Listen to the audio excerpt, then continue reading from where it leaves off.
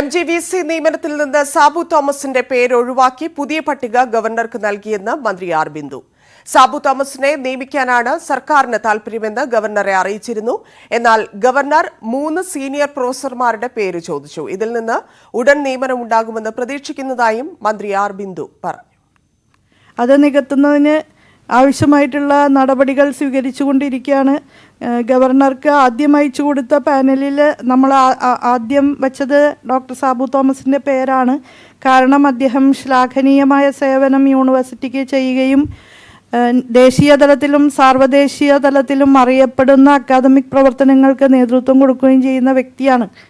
അദ്ദേഹം വളരെ നോട്ടബിളായിട്ടുള്ള പ്രവർത്തനങ്ങളാണ് അക്കാദമിക് മേഖലയിലും അഡ്മിനിസ്ട്രേറ്റീവ് തലത്തിലും ചെയ്തിട്ടുള്ളത്. അതുകൊണ്ട് അദ്ദേഹത്തിന് ഒരവസരം കൂടി കൊടുക്കാം എന്നുള്ള താല്പര്യം നമ്മുടെ ഗവൺമെൻറ്റിന് ഉണ്ടായിരുന്നു. അപ്പോൾ ബഹുമാനപ്പെട്ട ഗവർണർ അതിന് പകരമായിട്ട് 3 സീനിയർ പ്രൊഫസേഴ്സിൻ്റെ പേര് കൊടുക്കണമെന്ന് നിർദ്ദേശിച്ചിരുന്നു. അതനുസരിച്ച് വീണ്ടും നമ്മൾ സീനിയർ പ്രൊഫസേഴ്സിൻ്റെ ലിസ്റ്റ് കൊടുത്തിരിക്കുകയാണ്. സോളാർ സമരം തീർത്തതിന് പിന്നിൽ രഹസ്യധാരണയെന്ന വിവാദ വെളിപ്പെടുത്തലുമായി സി ദിവാകരൻ. ഉമ്മൻചാണ്ടി സർക്കാരും ഇടതുമുന്നണിയുമായി ധാരണയിലെത്തി. എന്തോ ഒരു സംഭാഷണം എവിടെയോ നടന്നു. തുടർന്ന് ധാരണയിലെത്തിയെന്നും സമരം അവസാനിപ്പിക്കുകയാണെന്നും പാർട്ടി നേതാക്കൾ അറിയിച്ചു.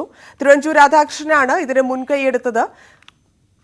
തിരുവഞ്ചൂർ മുൻകൈയെടുത്താണ് ജുഡീഷ്യൽ അന്വേഷണം പ്രഖ്യാപിച്ചത്. സമരം അങ്ങനെ തീരേണ്ടതായിരുന്നില്ല, ഉമ്മൻചാണ്ടി രാജിവെച്ചേനെയെന്നും തിരുവഞ്ചൂരാണ് അനുവദിക്കാത്തതെന്നും ദിവാകരൻ ന്യൂസ് 18നോട് പറഞ്ഞു. News 18 exclusive. എന്തോ ഒരു സംഭാഷണം ഇവിടെ നടന്നു. LDF-ആയിട്ട് ഒരു ധാരണയിലെത്തും പോലെ ഗവൺമെൻറ് ആ ധാരണ അനുസരിച്ച് എന്നോട്, ഞാൻ സെക്രട്ടറിയുടെ ഇടയിരിക്കുകയായിരുന്നു, എന്നോട് എൻ്റെ പാർട്ടി നേതാക്കന്മാരെന്ന് പറഞ്ഞൊരു ധാരണ എത്തിയിട്ടുണ്ട്. അതുകൊണ്ട് ഇത് തീരെയാണ് അണ്ടർഗ്രൗണ്ട് ധാരണയായിരുന്നു. ഞാൻ പറഞ്ഞത് എങ്ങനെ എനിക്കറിയില്ല, നിങ്ങൾ എങ്കിലും കുഴപ്പമില്ല, പാർട്ടി തീരുമാനം LDF അല്ലേ. ഞാൻ അതിനകത്ത് എഴുതിയിട്ടുണ്ട്. AK സെൻറ്ററിൽ വിളിച്ച് ഈ കാര്യങ്ങൾ എന്നോട് പറഞ്ഞപ്പോൾ ഞാൻ നിശബ്ദനായി ഇത് കേട്ട് AKG സെൻറ്ററിൻ്റെ പടികൾ ഇറങ്ങിപ്പോയി എന്ന് മാത്രമേ എഴുതിയിട്ടുള്ളൂ. തിരുവഞ്ചൂർ രാധാകൃഷ്ണൻ ആഭ്യന്തരമന്ത്രിയാണ്. പുള്ളി മുൻകൈ എടുത്ത് ജുഡീഷ്യൽ എൻക്വയറി എല്ലാം അംഗീകരിച്ചു. അല്ലാണ്ട് ജുഡീഷ്യൽ എൻക്വയറി വെച്ചത് അത് എന്നെ ഉമ്മൻചാണ്ടിക്കെതിരായിട്ട് വന്നത്. ആ ശിവരാജ് അയാൾ 4-5 കോടി രൂപയും വാങ്ങിച്ച് ഇന്നലെ ഒരു കാണാപ്പെടാന്നൊരു റിപ്പോർട്ട് വെച്ച് ഓരോരുത്തർ എത്ര തവണയാണ് സരിതയെ അല്ലേ, സരിതയല്ലേ എന്ന് സരിത ആരെല്ലാം ഉപയോഗിച്ചെന്നുള്ളത് എഴുതി വെച്ചിരിക്കുന്നത്. വേണുഗോപാൽ എത്ര തവണയാണ് ഉപയോഗിച്ചത്, അങ്ങനെ ഒരു റിപ്പോർട്ട് അതിവിടെ വെച്ചിട്ടുണ്ടേ. അവിടെ അതൊക്കെ പോയി ചീറ്റിപ്പോയി. അത് ആ സമരം അങ്ങനെ പോകുന്നത്. ഉമ്മൻചാണ്ടിക്ക് അത് രാജിവെക്കണമെന്ന് വന്ന് രാജിവെച്ച് പോകണം, അതാണ് നല്ലത്. അയാൾ അങ്ങനെ ടൈപ്പാണല്ലോ. പക്ഷേ ഇവർ സമ്മതിച്ചില്ലേ, തിരുവഞ്ചൂർ രാധാകൃഷ്ണൻ സമ്മതിച്ചില്ല. അത് അങ്ങനെയാണ്. അത് പിന്നെ വേറെ സമരങ്ങളും കാര്യങ്ങളൊക്കെ ഇപ്പോൾ ചട്ടപ്പടി സമരങ്ങളാണ്. പല സമരങ്ങളോടും എനിക്ക് യോജിപ്പൊന്നുമുള്ളതല്ല. തൊഴിലാളി വർഗം കുറേ കൂടി ശക്തമായ അവരുടെ ഇടപെടൽ ഗവൺമെൻറ് തലത്തിലുണ്ടാവണം. തിരുവഞ്ചൂർ മുൻകൈയെടുത്താണ് ജുഡീഷ്യൽ അന്വേഷണം പ്രഖ്യാപിച്ചത്. സമരം അങ്ങനെ തീരേണ്ടതായിരുന്നില്ല, ഉമ്മൻചാണ്ടി രാജിവെച്ചേനെയെന്നും തിരുവഞ്ചൂരാണ് അനുവദിക്കാത്തതെന്നും സി ദിവാകരൻ പറഞ്ഞു. എന്നാൽ ദിവാകരന്റെ വാദങ്ങൾ തള്ളുകയാണ് CPM കേന്ദ്ര കമ്മിറ്റി അംഗം AK ബാലൻ. രഹസ്യ ഒത്തുതീർപ്പ് ഉണ്ടായിരുന്നില്ലെന്നും അന്വേഷണം തന്നെയായിരുന്നു സമരത്തിന്റെ ആവശ്യമെന്നും AK ബാലൻ പ്രതികരിച്ചു. ജുഡീഷ്യൽ കമ്മീഷനാണ് ഞങ്ങൾ പറഞ്ഞത്. ജുഡീഷ്യൽ കമ്മീഷൻ പറഞ്ഞു. അത് മാത്രമല്ല, അന്നൊരു കൺസിലിയേറ്ററി ഒരു ചർച്ച നടന്നിരുന്നു. തിരുവഞ്ചൂരായിരുന്നു അതിന് നേതൃത്വം കൊടുത്തു. അദ്ദേഹം പറഞ്ഞു നമുക്ക് ജുഡീഷ്യൽ കമ്മീഷനെ വെക്കാമെന്ന്. ജുഡീഷ്യൽ കമ്മീഷനെ അല്ല, രഹസ്യമായിട്ടുള്ളതല്ല, ജുഡീഷ്യൽ കമ്മീഷനെ വെക്കാമെന്ന് അദ്ദേഹം പറഞ്ഞതോടുകൂടി തന്നെ അതവിടെ പ്രഖ്യാപിച്ചല്ലോ. അന്നത്തെ പാർട്ടിയുടെ സംസ്ഥാന സെക്രട്ടറി ആയിരുന്ന സഖാവ് പിണറായി ജുഡീഷ്യൽ കമ്മീഷൻ വെക്കാമെന്ന് തീരുമാനിച്ചതോടുകൂടി തന്നെ ആ ചാപ്റ്റർ ക്ലോസ് ചെയ്തു. ശരി, ഓക്കെ. സോളാർ സമരം തീർത്തതിന് പിന്നിൽ രഹസ്യധാരണയെന്ന സി ദിവാകരന്റെ ആരോപണം തള്ളി അന്ന് KPCC പ്രസിഡന്റായിരുന്ന രമേശ് ചെന്നിത്തല. തന്റെ അറിവിൽ ഒരു രഹസ്യധാരണയും ഉണ്ടായിട്ടില്ല. ധാരണ ഉണ്ടായിരുന്നെങ്കിൽ പിണറായി പറയട്ടെ.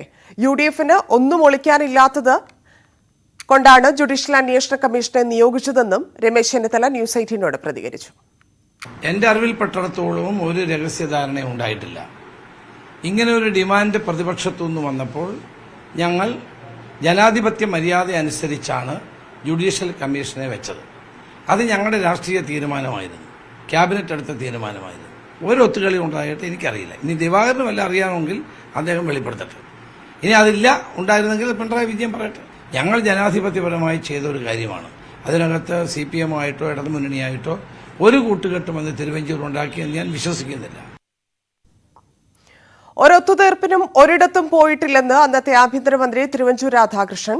ആരുമായും സംസാരിച്ചിട്ടില്ല. എന്നാൽ ജുഡീഷ്യൽ അന്വേഷണം വേണമെന്ന ആവശ്യമടക്കം LDF തനിക്ക് നൽകിയ കത്ത് UDF ചർച്ച ചെയ്തിട്ടുണ്ടെന്നും തിരുവഞ്ചൂർ രാധാകൃഷ്ണൻ ന്യൂസ് 18നോട് പ്രതികരിച്ചു. ഈ ഇഷ്യൂവിനെ സംബന്ധിച്ച് ഒത്തുതീർപ്പുകളൊന്നും നടന്നിട്ടില്ല. അതേസമയം സെക്രട്ടേറിയറ്റ് വളയുന്നതിന് വേണ്ടി CPM അന്ന് നടത്തിയ ഒരു ശ്രമമുണ്ട്. ആ ശ്രമത്തിൽ സ്വാഭാവികമായിട്ടും ഒരു അഡ്മിനിസ്ട്രേറ്റീവ് ആയിട്ടുള്ള നിലപാടും നടപടികളും നമ്മൾ ചർച്ച ചെയ്യും. അത് ചെയ്തിട്ടുമുണ്ട്.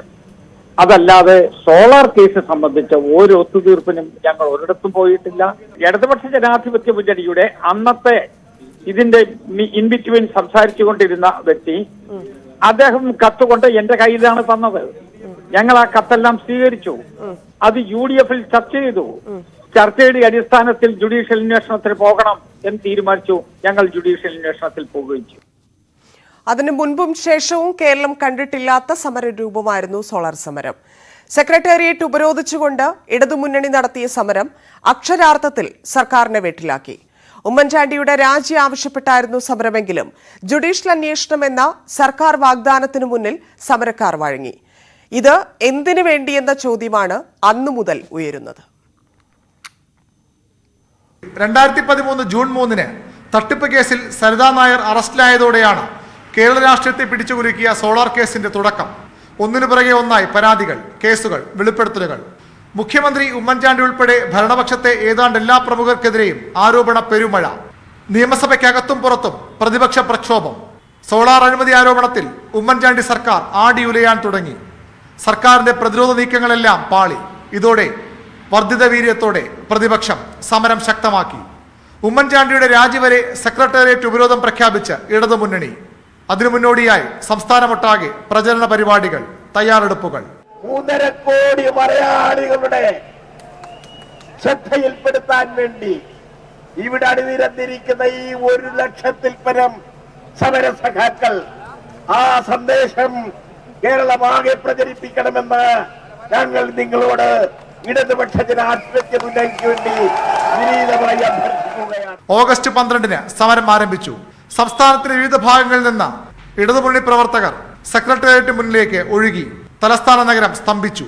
ചരിത്രത്തിലാദ്യമായി 2 ദിവസം സെക്രട്ടേറിയറ്റിന് അവധി പ്രഖ്യാപിച്ച് ഉമ്മൻചാണ്ടിയുടെ അസാധാരണ നീക്കം. എന്നിട്ടും സമരത്തിന് അയവുണ്ടായില്ല. മറ്റു വഴികളില്ലാതെ രാജിവെക്കാൻ ഉമ്മൻചാണ്ടി തയ്യാറെടുക്കുന്നു എന്ന വാർത്തകൾ പരന്നു. സർക്കാർ ജുഡീഷ്യൽ അന്വേഷണം പ്രഖ്യാപിച്ചു.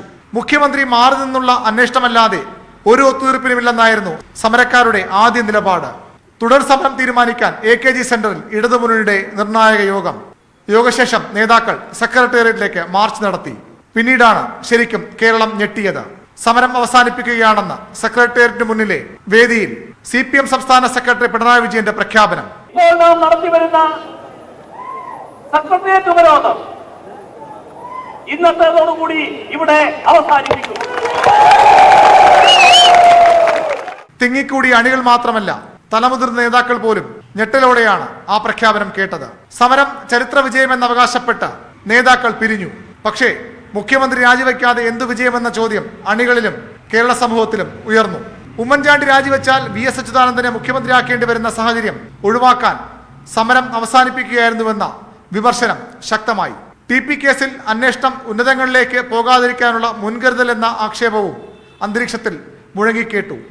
സർക്കാരിനെ മുൾമുനയിൽ നിർത്തിയ, ഭരണത്തെ സ്തംഭിപ്പിച്ച ഒരു സമരം. അതാണ് പ്രധാന ആവശ്യത്തിൽ തീരുമാനമുണ്ടാകും മുമ്പ് സമരക്കാർ പാതി വഴിയിൽ ഇട്ടെറിഞ്ഞു പോയത്.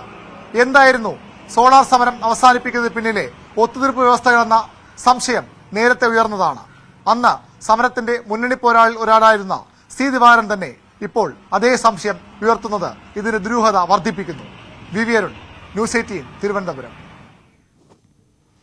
വിദ്യാർത്ഥിനിക്ക് ബസ് കൺസെഷൻ അനുവദിക്കാത്തത് ചോദ്യം ചെയ്ത രക്ഷിതാവിന് തൃശൂർ മരോട്ടിച്ചാലിൽ ബസ് ജീവനക്കാരുടെ മർദ്ദനം. യൂണിഫോം ധരിക്കാത്തതിന്റെ പേരിൽ ഇന്നലെ 8ാം ക്ലാസ് വിദ്യാർത്ഥിനിയിൽ നിന്ന് ഫുൾ ചാർജ് ഈടാക്കിയിരുന്നു. തൃശൂർ മന്നാമംഗലം മരോട്ടിച്ചാൽ റൂട്ടിൽ സർവീസ് നടത്തുന്ന കാർത്തിക ബസ്സിലെ കണ്ടക്ടറാണ് വിദ്യാർത്ഥിനിയുടെ പിതാവ് സജിയെ മർദ്ദിച്ചത്. സംഭവത്തിൽ കണ്ടക്ടർ വെട്ടുകാട് സ്വദേശി അഖിലിനെതിരെ ഒല്ലൂർ പോലീസ് കേസെടുത്തിട്ടുണ്ട്.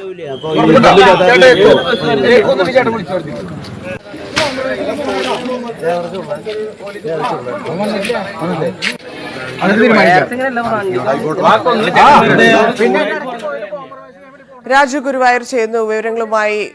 രാജു, ഈ കൺസ്ട്രക്ഷനെ ചൊല്ലിയാണ് ഈ വിദ്യാർത്ഥിയുടെ പിതാവിനെ മർദ്ദിച്ചിരിക്കുന്നത്. ഏത് വകുപ്പിലാണ് കേസ് എടുത്തിരിക്കുന്നത്? കേസുമായി ബന്ധപ്പെട്ട കൂടുതൽ വിവരം.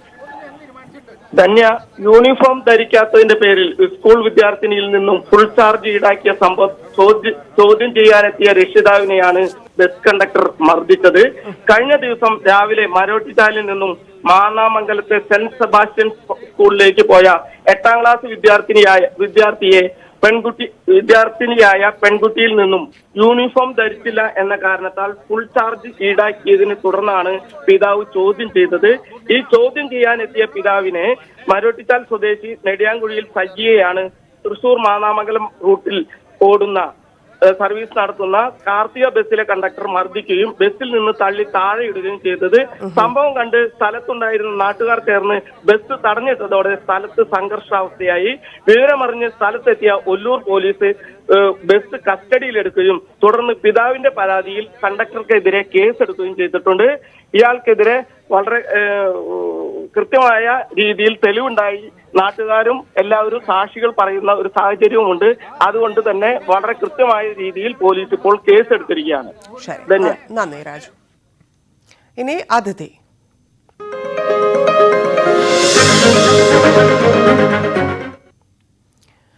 ബാലുശ്ശേരി എരമംഗലം GLPSലെ ധന്യ ടീച്ചറും ഷിൽജ ടീച്ചറുമാണ് ഇപ്പോൾ നാട്ടിലെ താരങ്ങൾ.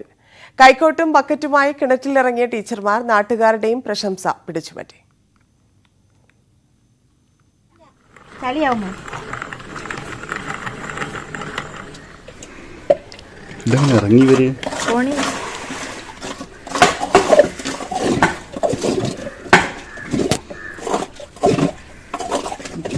കാലിരിക്കുന്ന പോലെയായി.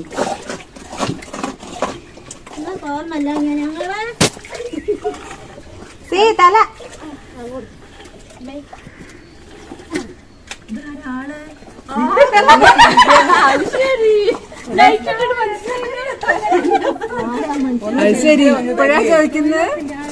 ടീച്ചർമാരെ ഒന്ന് മോളോട്ട് നോക്കുവോ? ടീച്ചർമാരെ ഒന്ന് മോളോട്ട് നോക്കുക. എല്ലാരും ചൊല്ലണേ.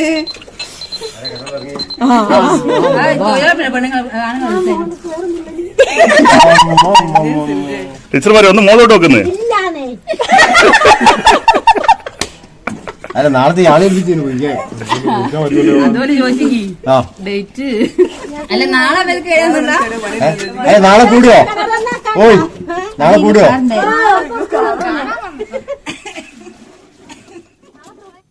വൈറൽ ടീച്ചർമാരാണ് ഇന്ന് ലേഡീസ് ബാൻഡിൽ അതിഥികളായി ചേരുന്നത്. ധന്യ, ഷിൽജ, 2 ടീച്ചർമാർക്കും സ്വാഗതം ലേഡീസ് ബാൻഡിലേക്ക്.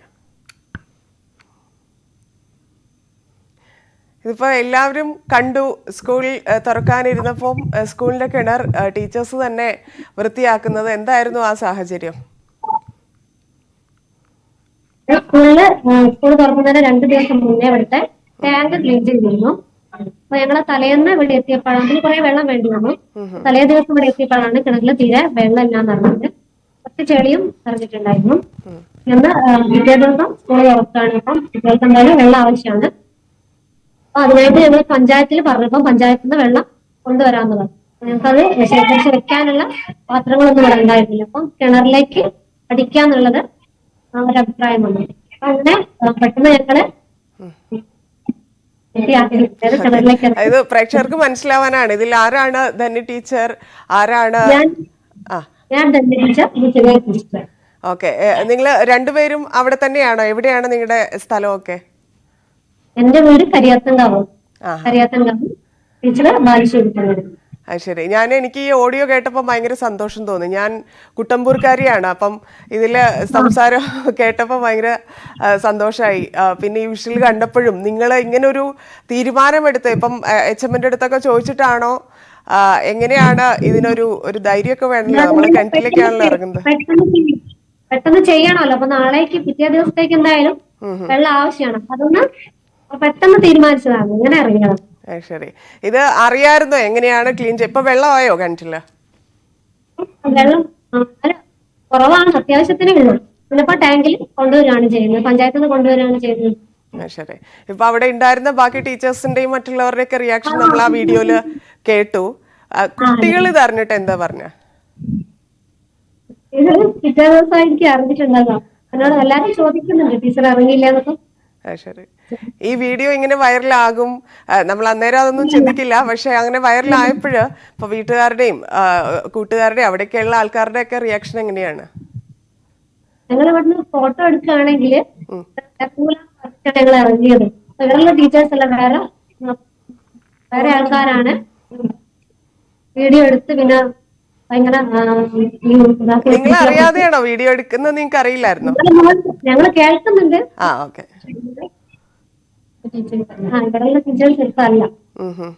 ഡേറ്റ് ഒക്കെ ഫ്രീ ആണോ എന്നൊക്കെ ചോദിക്കുന്നുണ്ടായിരുന്നു. അപ്പൊ കൂടുതൽ സ്ഥലങ്ങളിലേക്ക് ഈ കിണർ നന്നാക്കാനൊക്കെ വിളിക്കുന്നുണ്ടായിരുന്നല്ലോ കിണറിന്റെ വെളിയിൽ നിന്ന്. ഇപ്പം പലരും കളിയാക്കുന്നുണ്ട്, നാട്ടിലൊക്കെ എല്ലാരും ചോദിക്കുന്നുണ്ട്. ശരി, പഠിപ്പിക്കാൻ മാത്രല്ല കിണർ വൃത്തിയാക്കുന്നു അല്ലേ?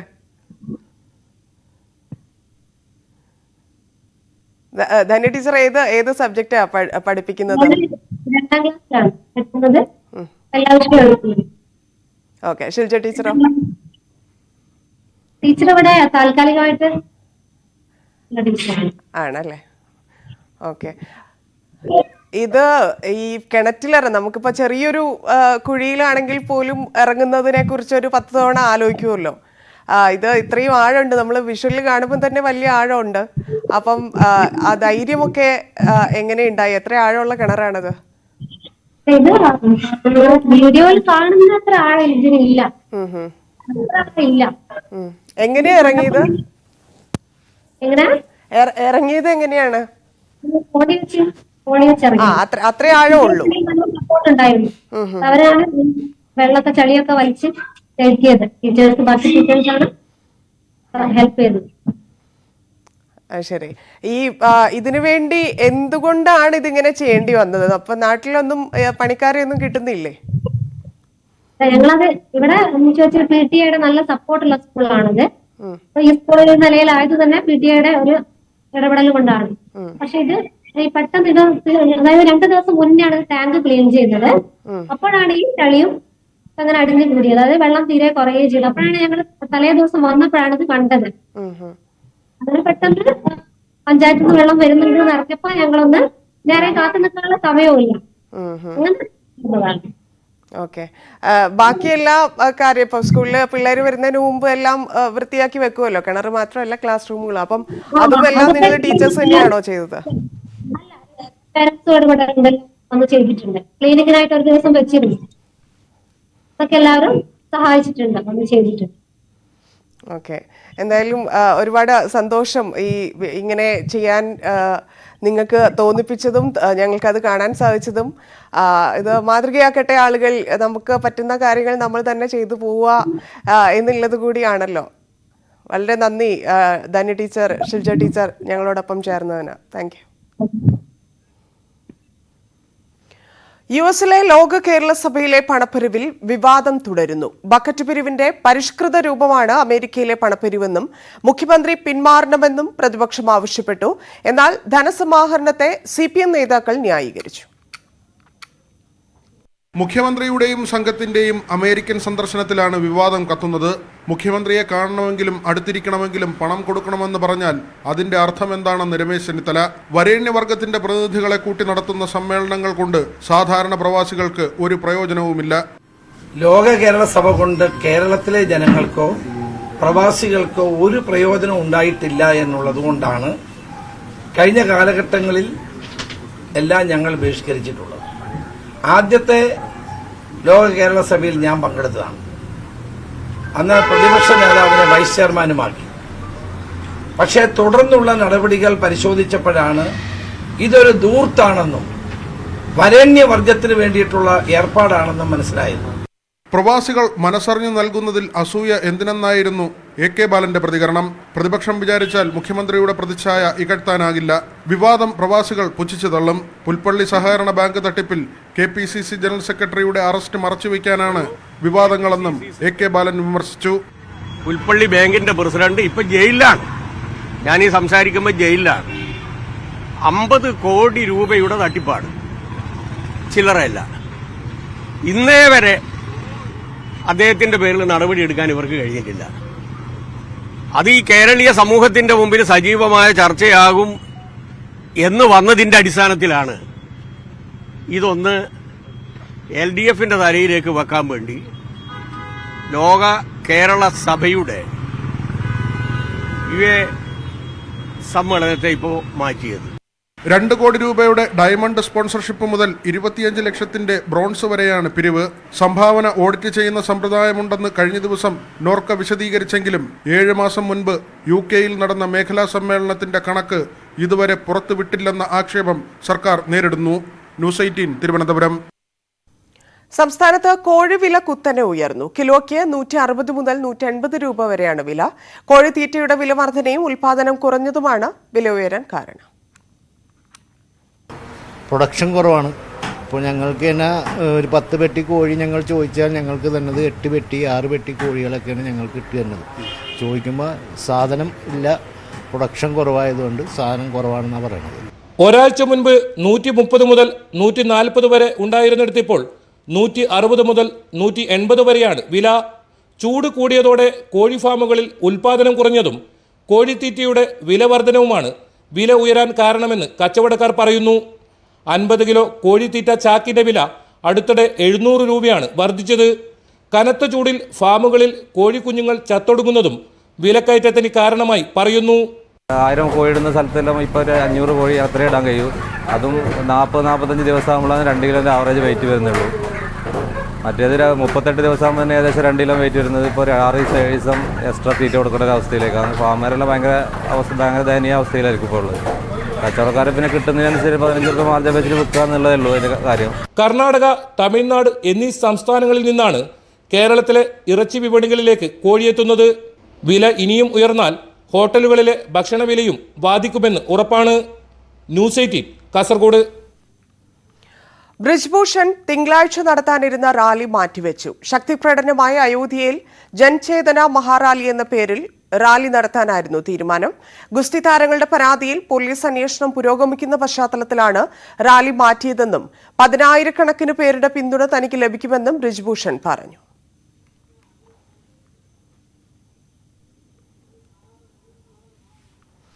ഗുസ്തി താരങ്ങളുടെ സമരത്തിൽ മലയാളിയായ ദേശീയ സെക്രട്ടറി ജനറൽ BN പ്രസൂദിനെതിരെ വനിതാ കോച്ച് ജാസ്മിൻ ജോർജ്. ബ്രിജ്ഭൂഷണ് അനുകൂലമായി കേരള അസോസിയേഷൻ കേരള താരങ്ങളുടെ പിന്തുണ തേടി. ബ്രിജ്ഭൂഷന്റെ ഭാഗത്തുനിന്ന് കുഴപ്പങ്ങളൊന്നും ഉണ്ടായില്ല എന്ന് പറയാൻ ആവശ്യപ്പെട്ടു. വിശദീകരണം നൽകിയില്ലെങ്കിൽ സ്പോർട്സ് കൌൺസിൽ വഴി വാങ്ങുമെന്നും ഭീഷണിപ്പെടുത്തിയെന്ന് ജാസ്മിൻ ജോർജ് ന്യൂസ് 18നോട് പറഞ്ഞു. ഗുസ്തി താരങ്ങളുടെ സമരം രാജ്യത്താകെ വലിയ ചർച്ചയാകുമ്പോൾ സാക്ഷി മാലിക് ഉൾപ്പെടെയുള്ളവർക്ക് കോച്ചിങ് നൽകിയ അന്തർദേശീയ റെസ്ലിംഗ് കോച്ച് കൂടിയായ ജാസ്മിൻ ജോർജ് എന്നോടൊപ്പം ചേരുകയാണ്.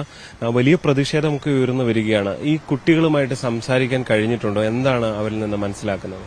ഇവർ സമരം തുടങ്ങിയ 2ാം ദിവസം ഞാൻ വിനേഷ് ഫോഗട്ടുമായിട്ട് സംസാരിക്കുകയുണ്ടായി. അപ്പോൾ ഞാൻ വിളിച്ചപ്പോൾ ആ കൊച്ചെന്നോട് ചോദിച്ചു, മാഡം എന്തിനാ വിളിച്ചത്? എന്നെ വഴക്ക് പറയാനാണോ വിളിച്ചത്? ഞാൻ പറഞ്ഞല്ല, എന്താ സംഭവം, എന്താണ് കാര്യം? അപ്പോൾ പറഞ്ഞു, മാഡം ഞങ്ങൾ പറഞ്ഞിരിക്കുന്ന കാര്യങ്ങളെല്ലാം സത്യസന്ധമാണ്. അപ്പം ഞങ്ങൾക്ക് കേരളത്തിന്റെ ഫുൾ സപ്പോർട്ട് ഞങ്ങൾക്ക് ആവശ്യമുണ്ട്. അപ്പം ഞാൻ ചോദിച്ചു, അത് എല്ലാം സത്യസന്ധമായ കാര്യങ്ങളാണ്. അപ്പോൾ മാഡത്തിന് ഞങ്ങളുടെ കാര്യത്തിൽ സംശയമുണ്ടോ എന്നാണ് എന്നോട് ചോദിച്ചത്. അപ്പം ഞാനന്നൊരു ഹോസ്റ്റൽ സെലക്ഷനുമായിട്ട് ബന്ധപ്പെട്ട് കണ്ണൂരായിരുന്നു. അപ്പം ഞാൻ ആ കുട്ടികളോട് ചോദിച്ചപ്പോൾ അവർ വളരെ സത്യസന്ധമായിട്ടാണ് വിനേഷ് എൻ്റെ അടുത്ത് പറയുകയുണ്ടായത്. ഇപ്പം ഞങ്ങൾ ആരോപിക്കുന്ന കാര്യങ്ങളെല്ലാം സത്യസന്ധമാണെന്നാണ് ആ കുട്ടി പറയുകയുണ്ടായത്. വിനേഷ്, സാക്ഷി ഇവരെയൊക്കെ ട്രെയിൻ ചെയ്തിട്ടുണ്ട്? 2 പേരെ ഞാൻ ട്രെയിൻ ചെയ്തിട്ടുണ്ട്. 2012 വരെ ഞാൻ ഇന്ത്യൻ ടീമിന്റെ കോച്ചായിരുന്നു. 4 വർഷം സബ് ജൂനിയർ, ജൂനിയർ, സീനിയർ ഈ 3 ടീമിന്റെ കോച്ചായിട്ട് ഞാൻ ഈ കുട്ടികളുടെ കൂടെ പോയിട്ടുണ്ട്. പിന്നെ ഇന്റർനാഷണൽ ടീമിന്റെ ഞാൻ പരിശീലകയായിട്ടും പോയിട്ടുണ്ട്. അതായത് ഞങ്ങൾ USA ട്രെയിനിങ്ങിന് വേണ്ടി അയച്ചു. അന്നും ഈ കുട്ടികൾ നമ്മുടെ കൂടെയുണ്ട്. ഞങ്ങൾ 1.5 മാസക്കാലം ഞങ്ങൾ USA-ലുണ്ടായിരുന്നു. ആ ട്രെയിനിങ് പീരീഡിൽ ഞാൻ ഈ കുട്ടികളുടെ കൂടെ ഉണ്ടായിരുന്നു. ഞങ്ങൾ 2 പരിശീലകരാണ് ഇന്ത്യയിൽ നിന്ന് പോയത്. മിസ്റ്റർ OP യാദവും പിന്നെ ഞങ്ങൾ 2 ആൾക്കാരായിരുന്നു പോയത്. സംഭവങ്ങളെ കുറിച്ച് എന്തെങ്കിലും അറിവുകളുണ്ടോ? ഈ സംഭവങ്ങളെ കുറിച്ച് ഇവര് പറയുന്നത് പുറത്ത് നമ്മളോട് ആരോടും പറയാം. ഇവരുടെ ഫോണൊക്കെ ഹാക്ക് ഒരു ബന്ധപ്പെടുന്ന കാലമായതുകൊണ്ട് അവര് പറയുന്ന ഞങ്ങൾ പറയുന്ന കാര്യങ്ങൾ സത്യസന്ധമായ കാര്യങ്ങളാണ്. ഒരിക്കലും ഞങ്ങൾ അതിനെപ്പറ്റി നുണ പറയുകയില്ല. കാരണം എനിക്കത് വിശ്വസിക്കാം. കാരണം ഒരിക്കലും ഈ കുട്ടികള് ചുമ്മാ ഒരു ഫേക്കായ കാര്യത്തിന് വേണ്ടി ഇവര് മുമ്പോട്ട് വരുന്ന കുട്ടികളല്ല. ഒരു ദിവസം പോലും പരിശീലനം കളഞ്ഞ് ഇവർ മുമ്പിൽ വരികയില്ല. ഇതുകൊണ്ട് നമ്മൾ പൂർണ്ണമായിട്ട് ഇവരെ വിശ്വസിക്കും. അവർ പറയുന്നത് സത്യമാണ്, അല്ലാതെ ഇവർ വരത്തില്ല അവരിങ്ങനെ ഒരു കാര്യത്തിന്. ഇതിപ്പോ വലിയ പ്രതിഷേധം ഉയരുന്നെങ്കിൽ പോലും സർക്കാരൊന്നും കാര്യമായിട്ട് അങ്ങനെ ഒരു ഇടപെട്ടി പ്രശ്നം പരിഹരിക്കാനുള്ള നടപടികളിലേക്ക് എത്തുന്നില്ല. അതിനെ എങ്ങനെയാ കാണുന്നത്?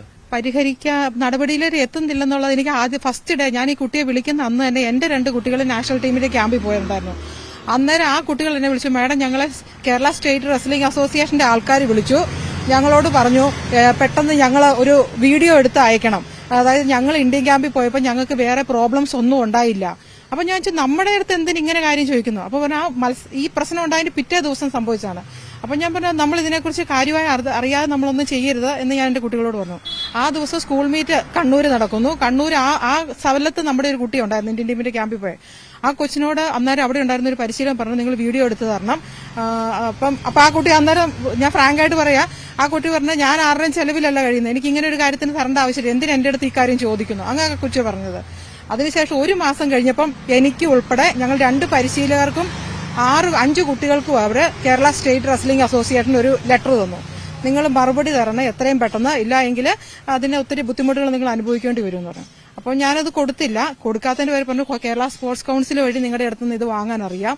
അപ്പൊ നമ്മൾ പറഞ്ഞാൽ അങ്ങനെ ഒരു ഭീഷണി മുഴക്കി നമ്മുടെ അടുത്ത്. അപ്പൊ ഇതെല്ലാം കാണുമ്പോൾ നമുക്ക് മനസ്സിലാകുന്ന ഒരു ഭീഷണിപ്പെടുത്തി അല്ലെ എല്ലാവരെയും കൂടെ ഒരുമാതിരി കോർഡിനേറ്റ് ചെയ്തുകൊണ്ട് നമ്മളെ ഭീഷണിപ്പെടുത്തി ഒരു വ്യക്തിക്ക് അനുകൂലമായിട്ട് ഒരു റിപ്പോർട്ട് കൊടുക്കുന്നതായിട്ടാണ് എനിക്കത് മനസ്സിലായത്. അങ്ങനെ ഒരു കാര്യത്തിനാണ് കേരള റെസ്ലിംഗ് അസോസിയേഷനും ഈ ഇദ്ദേഹത്തിന് ഈ ബ്രിജ്ഭൂഷൺ അനുകൂല നിലപാടാണെന്നാണോ മനസ്സിലാക്കുന്നത്? അതെ, റെസ്ലിംഗ് അതെ അനുകൂല നിലപാടാണ്. കാരണം നമ്മുടെ ഫെഡറേഷന്റെ സെക്രട്ടറി എന്ന് പറയുന്നത് നമ്മുടെ കേരളം മലയാളിയായ കേരളത്തിൽ നിന്നുള്ള ആള് തന്നെയാണ്. അപ്പം അങ്ങനെയുള്ളപ്പം സെക്രട്ടറി എന്ന് പറയുമ്പോൾ ഈ പ്രസിഡന്റിന് സെയിം സ്ഥാനം വഹിക്കുന്ന ഒരു വ്യക്തിയല്ലേ. അപ്പം തീർച്ചയായും ആ വ്യക്തിക്ക് അതിന് അനുകൂലിച്ചേ പറ്റുള്ളൂ. അതായത് കാരണം സെയിം അതേ ഒരു പൊസിഷനിലിരിക്കുന്ന ആള് എപ്പോഴും എല്ലാ സ്റ്റേറ്റുകളിൽ നിന്നും പിള്ളേരുടെ അടുത്തുനിന്ന് ഇതുപോലെ ശേഖരിക്കുന്നുണ്ടെന്ന് ഞാൻ അറിയാൻ കഴിഞ്ഞത്. ഞാൻ പല കുട്ടികളുമായിട്ട് അന്വേഷിച്ചപ്പോൾ അറിയാൻ കഴിഞ്ഞത് പല സ്റ്റേറ്റുകളിലെയും ഇന്ത്യൻ ക്യാമ്പിൽ പോകുന്ന കുട്ടികളിൽ നിന്ന് ഇങ്ങനൊരു ഭീഷണിയും ചിലരെ എഴുതി കൊടുക്കും പേടിച്ചിട്ട്, കാരണം ഇനി മുമ്പോട്ട് പ്രശ്നങ്ങൾ ഉണ്ടായല്ലോ. പക്ഷെ നമ്മളൊക്കെ അങ്ങനെ ഒരു കാര്യം പേടിക്കേണ്ട ആവശ്യമില്ലല്ലോ, നമ്മൾ നമ്മുടെ സത്യം. ഇദ്ദേഹത്തിന് ഈ ചെയർമാന്റെ ഒരു അത്തരം ദുരനുഭവങ്ങൾ മറ്റാർക്കെങ്കിലും ഉള്ളതായിട്ട് നേരത്തെ അങ്ങനെ വല്ല വിവരങ്ങളോ വല്ലതും ഉണ്ടോ? ഞാൻ 2012 വരെയാണ് ഞാൻ ഇന്ത്യൻ ക്യാമ്പിൽ പോയിട്ടുള്ളത്. ആ സമയത്ത് ഈ ബ്രിജ്ഭൂഷൺ പുള്ളി ഇതിലേക്ക് കയറി വരുന്ന സമയം. അതിനു മുമ്പ് രാജ് സിംഗ് എന്ന് പറയുന്ന ആളായിരുന്നു ഫെഡറേഷന്റെ പ്രസിഡന്റും ഒക്കെ സെക്രട്ടറിയൊക്കെ പൊസിഷനിലൊക്കെ വഹിച്ചുകൊണ്ടിരുന്ന വേറെ ആൾക്കാരായിരുന്നു. അപ്പോൾ അങ്ങനെ ഒരു ഇതിലേക്ക് വരുന്നത് പിന്നീട് 2018 കാലഘട്ടങ്ങളിലാണ് ഇങ്ങനെ ഒരു ദുരനുഭവം കുട്ടികൾ പറയുന്നത്. സാക്ഷി മാലിക് ഉൾപ്പെടെയുള്ളവർ ഉന്നയിക്കുന്ന ആരോപണം വസ്തു തന്നെയാണെന്ന് വിശ്വസിക്കുകയാണ്. അത് തീർച്ചയായും സത്യമാണെന്നേ കാര്യമുള്ളൂ. അതിന് ഞാനൊരു ഉദാഹരണം പറയാം. കാരണം അതായത് ഇവര് AC റൂമിൽ താമസിച്ച് AC റൂമിൽ പ്രാക്ടീസ് ചെയ്യുന്ന കുട്ടികൾ, അതായത് അങ്ങനത്തെ ഒരു ഫെസിലിറ്റി കഴിയുന്ന കുട്ടികൾ ഇങ്ങനെ തെരുവിൽ വന്നു കിടന്ന് ഇങ്ങനെ ഒരു കാര്യത്തിന് വേണ്ടി ഫൈറ്റ് ചെയ്യണമെങ്കിൽ ഒരിക്കലും ചെയ്യത്തില്ല. ഞാൻ ഇന്ന് ഓർക്കുന്ന ഒരു കാര്യമാണ്, വിനേഷ് ഫോഗട്ട് ക്യാമ്പിൽ ആയിരുന്ന സമയത്ത് സൺഡേ നമുക്ക് അവധിയാ. അപ്പൊ എന്റെ റൂമിൽ വന്നു, മാഡം ഞങ്ങൾക്ക് കസർത്ത് ചെയ്യണം, മാഡം ഒന്ന് എണ്ണാവോ? അപ്പൊ ഞാനാണെങ്കിൽ ആകെ ഉറക്കത്തിൽ ഇങ്ങനെ ഇരിക്കും. അപ്പം ഞാൻ ഓർത്ത് എന്നാ കുട്ടികൾ വന്നതല്ലേ എന്ന് ഓർത്തോണ്ട് ഞാൻ കസർത്ത് എണ്ണി. ഇത് 400-500 ഒക്കെ അങ്ങ് കടന്നു പോവാ. കാരണം അത്രയും ഡെഡിക്കേറ്റഡ് ആയിട്ടുള്ള കുട്ടികളാണ്. അവരൊരിക്കലും ഇങ്ങനെ ഒരു ഫേക്ക് ന്യൂസുമായിട്ടും ഇവരെത്തത്തില്ലെന്നാണ് എന്റെ ഒരു 100% വിശ്വാസം.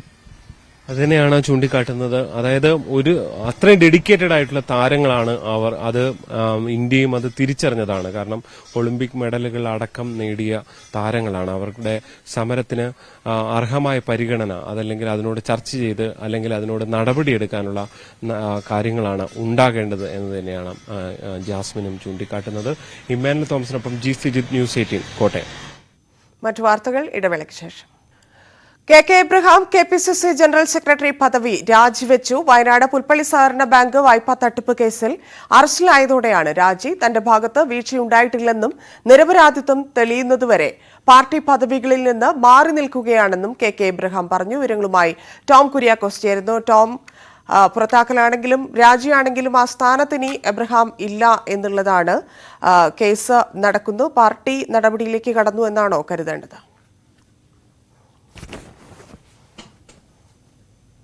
ധന്യ, കോൺഗ്രസിനെ സംബന്ധിച്ച് ഏറെ നാണക്കേടുണ്ടാക്കിയ ഒരു കേസാണ് പുൽപ്പള്ളി സർവീസ് സഹകരണ ബാങ്ക് തട്ടിപ്പ് കേസ്. ഈ തട്ടിപ്പ് കേസിലെ പ്രധാനിയായിട്ടുള്ള, അതായത് ഈ ബാങ്കിന്റെ മുൻ പ്രസിഡന്റായ കെ എബ്രഹാമിനെ കഴിഞ്ഞ ദിവസം പോലീസ് അറസ്റ്റ് ചെയ്യുകയും ചെയ്തിരുന്നു. അദ്ദേഹത്തിന്റെ ജാമ്യാപേക്ഷ കോടതി തള്ളുകയും ചെയ്ത പശ്ചാത്തലത്തിലാണ് പാർട്ടി അദ്ദേഹവുമായി സംസാരിച്ചത്. ജയിലിൽ നിന്നുകൊണ്ടാണ് KPCC അധ്യക്ഷൻ കെ സുധാകരന് കെ എബ്രഹാം രാജിക്കത്ത് അയച്ചിരിക്കുന്നത്. തനിക്ക് ഈ കേസിൽ പങ്കില്ല, തന്റെ ഭാഗത്ത് വീഴ്ച ഉണ്ടായിട്ടില്ല എന്ന് രാജിക്കത്തിൽ പറയുന്നുണ്ട്. പക്ഷേ തന്റെ നിരപരാധിത്വം തെളിയിക്കുന്നതുവരെയും KPCC പദവിയിൽ നിന്നും താൻ ഒഴിഞ്ഞു മാറി നിൽക്കുന്നു എന്നാണ് ഈ രാജിക്കത്തിൽ കെ എബ്രഹാം വ്യക്തമാക്കുന്നത്. എന്തായാലും കഴിഞ്ഞ ദിവസം ഇത് കോൺഗ്രസിനെ സംബന്ധിച്ച് ഏറെ പ്രതിരോധത്തിലാക്കിയ ഒരു വിഷയമാണ്. സംസ്ഥാന സർക്കാരിനെതിരെയും CPM-നെതിരെയും വലിയ രീതിയിൽ കോൺഗ്രസ് നേതൃത്വം കടന്നാക്രമണം നടത്തുമ്പോൾ, വലിയ ആരോപണങ്ങൾ ഉന്നയിക്കുമ്പോൾ, പക്ഷേ മറുവശത്ത് ഒരു കോൺഗ്രസ് നേതാവ് തന്നെ, അതായത് KPCC വലിയ ഉന്നതമായ ഒരു പദവി വഹിക്കുന്ന KPCC ജനറൽ സെക്രട്ടറി കൂടിയായ കെ എബ്രഹാം ഇതുപോലൊരു ബാങ്കിന്റെ വായ്പാ തട്ടിപ്പ് കേസിൽ ഉൾപ്പെടുമ്പോൾ, അത് പ്രതി ചേർക്കപ്പെട്ട് അറസ്റ്റിലാകുമ്പോൾ കോൺഗ്രസ് നേതൃത്വത്തിന് വലിയ പ്രതിരോധത്തിലാകുന്ന ഒരു സംഭവം ഉണ്ടായി. പക്ഷേ ആ ക്ഷീണം ഈ രാജി കൊണ്ട് തീരുമോ? കാരണം ഈ എബ്രഹാം എന്നതിൽ മാത്രം നിൽക്കുമോ കാര്യം? ഇത്ര വലിയ തട്ടിപ്പാണ്, കൂടെയുള്ള ആളുകളിലേക്കൊക്കെ കാര്യങ്ങൾ എത്തുമ്പോൾ ഒരുപാട് പേരെ സ്ഥാനങ്ങളിൽ നിന്നൊക്കെ മാറ്റേണ്ടി വരില്ലേ? ധന്യ, കാരണം ഈ ഒരു രാജി കൊണ്ട് കോൺഗ്രസിന് ഉണ്ടായ നാണക്കേട് മാറുമെന്ന് ചോദിച്ചാൽ ഒരിക്കലും മാറത്തില്ല. കാരണം കോൺഗ്രസിനെ സംബന്ധിച്ച് എന്തായാലും പക്ഷെ താൽക്കാലികമായി പറഞ്ഞു നിൽക്കാം. കാരണം CPM പോലും കഴിഞ്ഞ ദിവസം അല്പസമയം മുമ്പ് മാധ്യമങ്ങളോട് പ്രതികരിച്ച AK ബാലൻ, CPM നേതാവ് AK ബാലൻ പോലും കോൺഗ്രസിനെതിരെ ഈ ഒരു പ്രധാനപ്പെട്ട ആയുധമാക്കി ഈ വായ്പാ തട്ടിപ്പ് കേസ്, പുൽപ്പള്ളി വായ്പാ തട്ടിപ്പ് കേസ് ഉയർത്തി കാണിച്ചിരുന്നു. ഒരു കോൺഗ്രസ് നേതാവ് ഇതുപോലുള്ള ഒരു തട്ടിപ്പ് കേസിൽ പ്രതിയാകുന്നു, അത് കോൺഗ്രസ് നേതാക്കൾ എന്തുകൊണ്ട് മറുപടി നൽകുന്നില്ല എന്ന് പറയുന്നു. ഈ പശ്ചാത്തലത്തിൽ കോൺഗ്രസിന്റെ മുതിർന്ന നേതാക്കളെല്ലാം കൂടിയാലോചിച്ചിരുന്നു, എന്ത് രീതിയിലുള്ള ഒരു നടപടി വേണം എന്ന കാര്യം ആലോചിച്ചിരുന്നു. കാരണം കെ എബ്രഹാം ഈ ഒരു കേസിൽ മുഖ്യപ്രതിയാകുമ്പോൾ അദ്ദേഹം ബാങ്കിന്റെ പ്രസിഡന്റായിരുന്ന കാലയളവിലാണ് കോടികളുടെ ഒരു വായ്പാ തട്ടിപ്പ് ഉണ്ടായതെന്നാണ് ആരോപണം ഉയർന്നത്. ഇതിന് പിന്നാലെ ഇപ്പോൾ ഉണ്ടായിരിക്കുന്ന ഈ നടപടിയോ ഇല്ലെങ്കിൽ രാജിയോ അതൊരു മാതൃകാപരമാക്കാനുള്ള ഒരു ഉദ്ദേശം കോൺഗ്രസിനുണ്ടോ? കാരണം കോൺഗ്രസ് എപ്പോഴും ആരോപിക്കുന്നത് അതാണ്, ഭരണത്തിലിരിക്കുന്നവർക്കെതിരെ ആരോപണം ഉന്നയിച്ചാൽ അവിടെ നടപടികൾ ഉണ്ടാവുന്നില്ല എന്നത്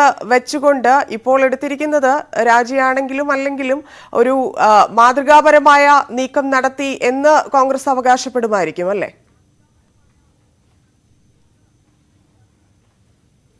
തന്നെ ആ രീതിയിൽ തന്നെ അതിനെ വ്യാഖ്യാനിക്കേണ്ടി വരും. കാരണം കോൺഗ്രസ് അദ്ദേഹത്തിന് രാജിവെക്കാനുള്ള ഒരു അവസരം കൊടുത്തു. കാരണം അദ്ദേഹത്തെ വേണമെങ്കിൽ പാർട്ടിയിൽ നിന്നും നീക്കാമായിരുന്നു, ഈ പദവികളിൽ നിന്നും കോൺഗ്രസിനെ വേണമെങ്കിൽ പുറത്താക്കാമായിരുന്നു. പ്രത്യേകിച്ച് ഇത്രയും ഗുരുതരമായിട്ടുള്ള ഒരു കേസിൽ പ്രതി ചേർക്കപ്പെടുമ്പോൾ, അറസ്റ്റിലാകുമ്പോൾ സ്വാഭാവികമായും CPM-നെതിരെ ഇതുപോലുള്ള അഴിമതി ആരോപണം, AI ക്യാമറ വിവാദം ഉൾപ്പെടെ CPM-നെതിരെ വലിയ ശക്തമായ ആരോപണവും ഉയർത്തിക്കൊണ്ട് കോൺഗ്രസ് സമര പരിപാടികൾ ആസൂത്രണം ചെയ്യുന്ന ഈ പശ്ചാത്തലത്തിൽ കൂടിയാണ് ഇതുപോലുള്ള ഒരു വായ്പാ തട്ടിപ്പ് കേസ് കോൺഗ്രസിനെ പ്രതിക്കൂട്ടിലാക്കിയത്.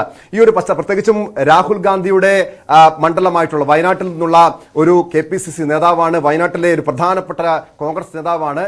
അദ്ദേഹം തന്നെ ഇതുപോലുള്ള ഒരു അഴിമതി, ഒരു കൈക്കൂലി, ഒരു തട്ടിപ്പ് കേസിൽ, വായ്പാ തട്ടിപ്പ് കേസിൽ ഉൾപ്പെടുമ്പോൾ കോൺഗ്രസിന് എങ്ങനെ അഴിമതിക്കെതിരെ പോരാടാൻ കഴിയുമെന്ന ചോദ്യമായിരുന്നു CPM നേതാക്കളും ഇടത് നേതാക്കളും ഉയർത്തിക്കാണിച്ചത്. അതുകൊണ്ട് തന്നെ ഇതിൽ നിന്നും കൈകഴുകുക എന്നൊരു കാര്യം കൂടി കോൺഗ്രസ് ഇവിടെ കണ്ടിട്ടുണ്ട്. അതുകൊണ്ട് തന്നെ ആയിരിക്കാം ഒരുപക്ഷെ അദ്ദേഹത്തിൽ നിന്നും രാജി ചോദിച്ചു വാങ്ങിയതായിരിക്കാം. പക്ഷെ കോൺഗ്രസ് ആ രീതിയിൽ പറയുന്നില്ല, അദ്ദേഹം രാജിവെച്ചു എന്നാണ് നിലവിൽ കോൺഗ്രസ് നേതാക്കൾ പറയുന്നത്. KPCC നേതൃത്വത്തിന് KPCC പ്രസിഡന്റ് കെ സുധാകരൻ അല്പസമയം മുൻപാണ് കെ എബ്രഹാം രാജിക്കത്ത് കൈമാറിയിരിക്കുന്നത്. ധന്യ. നന്ദി ടോം. കോട്ടയത്ത് ഒറീസക്കാരെ കൊലപ്പെടുത്തിയ അസം സ്വദേശിക്ക് ക്യാപിറ്റൽ പണിഷ്മെന്റ് കിട്ടിയതിൽ പ്രധാന തെളിവ് വിരലടയാളമായിരുന്നു. ഒരു വനിതാ ഉദ്യോഗസ്ഥയുടെ കണ്ടെത്തലായിരുന്നു ഇതിന് പിന്നിൽ. 4000-ഓളം കേസുകളിൽ വിരലടയാളം പരിശോധിച്ചെന്ന മികവുമായാണ് KR Shailaja finger print deputy director സ്ഥാനത്ത് നിന്ന് വിരമിച്ചത്. ഫിംഗർ പ്രിന്റ് ബ്യൂറോ ഡെപ്യൂട്ടി ഡയറക്ടറായി കഴിഞ്ഞ ദിവസം വിരമിച്ച ശ്രീമതി ശൈലജയാണ് നമുക്കൊപ്പമുള്ളത്. വളരെ പ്രത്യേകതയുള്ള ഒരു കാര്യം, ഈ രംഗത്തെ ആദ്യത്തെ വനിതയായിരുന്നു. മനസ്സിൽ നിൽക്കുന്ന കേസുകൾ, ഏത് കേസുകളാണ് ഏറ്റവും വളരെ ശ്രദ്ധേയമായി സ്വയം വിചാരിക്കുന്നത്? എല്ലാത്തരം കേസുകളും, പ്രോപ്പർട്ടി ഒഫൻസുകൾ, മർഡർ, അതായത് 174 എന്ന് നമ്മൾ പറയും, അൺനാച്ചുറൽ ഡെത്താണ്. ഇങ്ങനെയുള്ള കേസുകളിലെല്ലാം ഞങ്ങൾ ഫിംഗർ പ്രിൻ്റ് എക്സ്പേർട്സ് തെളിവ് ശേഖരിക്കാൻ പോകാറുണ്ട്. അപ്പോൾ ഇതിൽ നിന്നെല്ലാം വ്യത്യസ്തമായിട്ട് ഒരു മനസ്സീനമായ നിൽക്കുന്ന ഒരു കേസ് എന്ന് പറയുന്നത് പുല്ലുമേട് സ്റ്റാമ്പയുടെ കേസാണ്.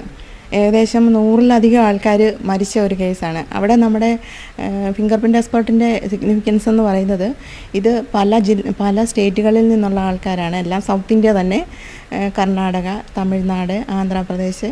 ഈ മരിച്ച ആൾക്കാർ ചെറിയ കുട്ടികൾ മുതൽ പ്രായമായ മനുഷ്യർ വരെ ഒരു ഹാളിൽ അവരുടെ ഡെഡ് ബോഡീസ് ഇങ്ങനെ നിരത്തി കിടത്തിയിരിക്കുകയാണ്. ഞങ്ങൾ 3 ജില്ലകളിൽ നിന്നുള്ള ഫിംഗർ പ്രിൻ്റ് എക്സ്പേർട്സിൻ്റെ സർവീസാണ് ഈ ഫിംഗർ പ്രിൻ്റ് കളക്ട് ചെയ്ത് അവരുടെ ഐഡൻറ്റിറ്റി വീണ്ടും ചിലപ്പോൾ തിരിച്ചറിയാതെ പറ്റിയില്ലെങ്കിൽ അപ്പോൾ ഞങ്ങൾ ആ ഒരു കേസ് ഞാൻ എന്നും ഓർക്കുന്ന ഒരു കേസാണ്. നമ്മൾ അത്രയും പേരുടെ ഫിംഗർ പ്രിൻറ്റ്സ് കളക്ട് ചെയ്ത് വെച്ചു. പിന്നീട് എന്തെങ്കിലും ഒരു ആവശ്യം വന്നാൽ അവരുടെ ഐഡൻറ്റിറ്റിക്ക് വേണ്ടി അത് മറക്കാത്ത കേസാണ്. ഞങ്ങളൊക്കെ ഈ സീനിൽ ചെല്ലാറുണ്ട്. പലപ്പോഴും അവിടെ ചെല്ലുമ്പോൾ ഫിംഗർ പ്രിൻ്റ് ആൾക്കാർ വന്നിട്ട് അവിടെ ഇങ്ങനെ പൊടി തൂവുന്നത് കണ്ടിട്ടുണ്ട്. പിന്നെ ഒരു ബ്രഷ് പോലുള്ള സംഗതി വെച്ചിട്ട് അത് തട്ടുന്നു, ലെൻസ് വെച്ച് നോക്കുന്നു. എന്താണ് ഇതിൻ്റെ പ്രോസസ്സ്? എന്താണ് ഇതിൻ്റെ പ്രോസസ്സ് എന്ന് പറയുന്നത് ഈ പ്രിൻ്റ് നമ്മൾ വിസിബിൾ ആയിരിക്കത്തില്ല. വിസിബിൾ പ്രിൻ്റ് ഉണ്ടാവാം. അതായത് ഈ കൾപ്രിറ്റിൻ്റെ കയ്യിൽ എന്തെങ്കിലും ഗ്രീസ്, ബ്ലഡ്, അതുപോലെ കളേർഡ് സബ്സ്റ്റൻസ് വല്ലതും ഉണ്ടെങ്കിൽ മാത്രമേ ഒരാൾ നോക്കുമ്പോൾ വിസിബിളായിട്ടുള്ള പ്രിൻ്റ് കാണൂ. അല്ലാതെ നമ്മൾ ഫിംഗർ പ്രിൻ്റ് എക്സ്പേർട്ട് നോക്കുന്നത് ഇതിനോടൊപ്പം ലേറ്റൻ്റ് ആയിട്ടുള്ള പ്രിൻ്റുകളെ അത് ഡെവലപ്പ് ചെയ്ത് വിസിബിൾ ആക്കുക എന്നുള്ളതാണ്. അതിനുപയോഗിക്കുന്ന പല മെത്തേഡ്സിൽ ഒന്നാണ് ആ കാണുന്നത്. അതോടൊപ്പം തന്നെ ഈ വേദന തോന്നിയിട്ടുള്ള, അല്ലെങ്കിൽ നമുക്കൊരു ക്രൈം സീനിൽ ചെന്നിട്ട് മനസ്സ് പിടഞ്ഞിട്ടുള്ള, കാരണം പലപ്പോഴും സ്ത്രീകൾ, കുഞ്ഞുങ്ങൾ അവരൊക്കെ കൊല ചെയ്യപ്പെടുന്ന അവസരമൊക്കെ ഉണ്ടായിട്ടുണ്ട്. അങ്ങനെ മനസ്സ് പതറിപ്പോയിട്ടുള്ള ഏതെങ്കിലും സമയമുണ്ടോ? പലതും ഉണ്ടായിട്ടുണ്ട്. ഇപ്പോൾ ഞാൻ അങ്ങനെ പെട്ടെന്ന് ചോദിക്കുമ്പോൾ ഇതുപോലെ മാസ് സൂയിസൈഡ്, ഒരു ഫാമിലി മൊത്തം സൂയിസൈഡ് ചെയ്യുന്ന കേസുകളൊക്കെ 174 ആണല്ലോ. ഇതെല്ലാം പോലീസിൻ്റെ ഭാഷയിൽ അൺനാച്ചുറൽ ഡെത്താണ്. പിന്നീട് അത് ഇൻവെസ്റ്റിഗേഷൻ നടന്നു കഴിയുമ്പോഴാണ് അത് എന്താണ് സൂയിസൈഡാണോ എന്താണെന്ന് പിന്നീടേ അറിയുള്ളൂ. അപ്പോൾ അങ്ങനെ ചെല്ലുന്ന സമയത്ത് നമുക്ക് ഈ കുട്ടികളുടെ ഇത് കുറച്ച് വേദനാജനകമാണ്. കുഞ്ഞുങ്ങളെ ചിലപ്പോൾ അവർ കൊന്നിട്ടായിരിക്കും. അത് നമുക്ക് വിഷമം ഉണ്ടാക്കുന്നതാണ്. ദിവസങ്ങളോളം നമ്മുടെ മനസ്സിൽ നിന്ന് പോകാതെ നിൽക്കുന്ന കാര്യമാണ്. അങ്ങനെയുള്ള കാര്യങ്ങളിൽ വിഷമം ഉണ്ടാവാറുണ്ട്. പിന്നെ ഞാനെന്ന് മാത്രമല്ല, നമ്മുടെ ഫിംഗർ പ്രിൻ്റ് എക്സ്പേർട്സ് എല്ലാവരും തന്നെ ആ ഒരു ഇമോഷണൽ ആവാതെ നമ്മുടെ ഡ്യൂട്ടി ചെയ്യാൻ വേണ്ടി മാക്സിമം അവിടെ നിന്ന് കിട്ടാവുന്ന എവിഡൻസ് എല്ലാം കളക്ട് ചെയ്യാനായിട്ട് ശ്രദ്ധിക്കും, ഇതിലേക്ക് കൂടുതൽ ശ്രദ്ധിക്കാതെ. അതുപോലെ തന്നെ ഈ കാലപ്പഴക്കം, ചില ബോഡിയൊക്കെ ചില വീടുകളിലൊക്കെ കിടന്നിട്ട് ആളൊഴിഞ്ഞ വീടായിരിക്കും, അല്ലെങ്കിൽ ആളൊഴിഞ്ഞ സ്ഥലമായിരിക്കും, ജീർണിച്ച അവസ്ഥയിലൊക്കെ ആയിരിക്കും, ദുർഗന്ധം വമിക്കുന്ന സാഹചര്യം. അതൊക്കെ ചെല്ലുമ്പോഴത്തേക്കും നമുക്ക് അങ്ങനെ ഒരു ബുദ്ധിമുട്ട് തോന്നാറുണ്ടോ? അങ്ങനെ ചോദിക്കുമ്പോൾ നമ്മൾ സർവീസിൻ്റെ ആദ്യ സമയത്തൊക്കെ നമുക്ക് തോന്നുമായിരുന്നു. പിന്നീട് അതൊക്കെ മാറി. ഇത് നമ്മുടെ ജോലിയാണ്. എനിക്ക് ഞാൻ ബുദ്ധിമുട്ടൊന്നും ഇല്ലാതെ തന്നെയാണ് എല്ലാ സീനും പരിശോധിച്ചിട്ടുള്ളത്. ഈവൻ ഒരു സെപ്റ്റിക് ടാങ്കിൽ നിന്ന് വരെ, അത് ചങ്ങനാശ്ശേരിയിൽ നടക്കുന്ന ഒരു കേസാണ്. വർഷങ്ങൾക്ക് മുന്നേ ഒരു ലേഡി, അവർ ഒരു ബ്ലാക്ക് മാജിക് ഒക്കെ ചെയ്യുന്ന, മന്ത്രവാദം ഒക്കെ ചെയ്യുന്ന ആളാണ്. അപ്പോൾ അവരെ മിസ്സിങ് ആയി. അപ്പോൾ മാസങ്ങൾക്ക് ശേഷം ഒരു ഇൻഫർമേഷൻ പോലീസിന് കിട്ടിയതിനനുസരിച്ച് അവരുടെ ബോഡി ചങ്ങനാശ്ശേരി റെയിൽവേ സ്റ്റേഷന് സമീപം ഒരു സെപ്റ്റിക് ടാങ്കിലുള്ളതായിട്ട് അറിഞ്ഞു. അപ്പോൾ ഇൻവെസ്റ്റിഗേഷൻ ടീമിൻ്റെ കൂടെ ഫിംഗർ പ്രിൻ്റ് എക്സ്പേർട്സ് ആയിട്ട് ഞാനുണ്ടായിരുന്നു. അപ്പോൾ അവിടെ ചെന്നിട്ട് ഈ ബോഡി സെപ്റ്റിക് ടാങ്കിൽ നിന്ന് അപ്പോഴാണത് തുറന്ന് പുറത്തെടുക്കുന്നത്. അതൊരു അങ്ങനെയുള്ള സീനുകളിലൊക്കെ നമ്മൾ പരിശോധിച്ചിട്ടുണ്ട്. ബോഡി മൊത്തം വാഷ് ചെയ്തിട്ട് പിന്നെ ഈ ആൾ തന്നെയാണെന്ന് ഐഡൻറ്റിഫൈ ചെയ്യണ്ടേ. അങ്ങനെ നമ്മൾ അവരുടെ ഫിംഗർ പ്രിൻ്റൊക്കെ അവിടെ നിന്ന് ശേഖരിച്ചിട്ടുണ്ട്. ഒരുപാട് അനുഭവമുള്ള ആളാണ്. അതൊരു പുസ്തകമായി തന്നെ വരട്ടെ എന്ന് ആശംസിക്കുന്നു. സി വിനോദിനൊപ്പം വി വിനോദ്, ന്യൂസ് 18 തിരുവനന്തപുരം. ഇനി ഇന്നത്തെ സ്വർണം, വെള്ളി, പ്ലാറ്റിനം നിരക്കുകൾ. തരകൻസ് റോയൽ ജ്വല്ലറി ഇന്നത്തെ സ്വർണ്ണവില ബ്രോട്ട് യു ബൈ അനധികൃത വിൽപ്പനക്കാരിൽ നിന്നും സ്വർണ്ണം വാങ്ങി ഇനി ആരും വഞ്ചിതരാവരുത്. Tharakans royal jewellery, Kunnamkulam. സ്വർണ്ണ ഗ്രാമിന് 5600 രൂപ, പവന് 44,800 രൂപ. വെള്ളി ഗ്രാമിന് 79 രൂപ, കിലോ 79,000 രൂപ. പ്ലാറ്റിനം ഗ്രാമിന് 3604 രൂപ, ഔൺസിന് 1,12,097 രൂപ. തരകൻസ് റോയൽ ജ്വല്ലറി ഇന്നത്തെ സ്വർണ്ണവില ബ്രോട്ട് യു ബൈ അനധികൃത വിൽപ്പനക്കാരിൽ നിന്നും സ്വർണ്ണം വാങ്ങി ഇനി ആരും വഞ്ചിതരാവരുത്. Tharakans royal jewellery, Kunnamkulam. Ladies band പൂർണ്ണമാവുന്നു. നമസ്കാരം.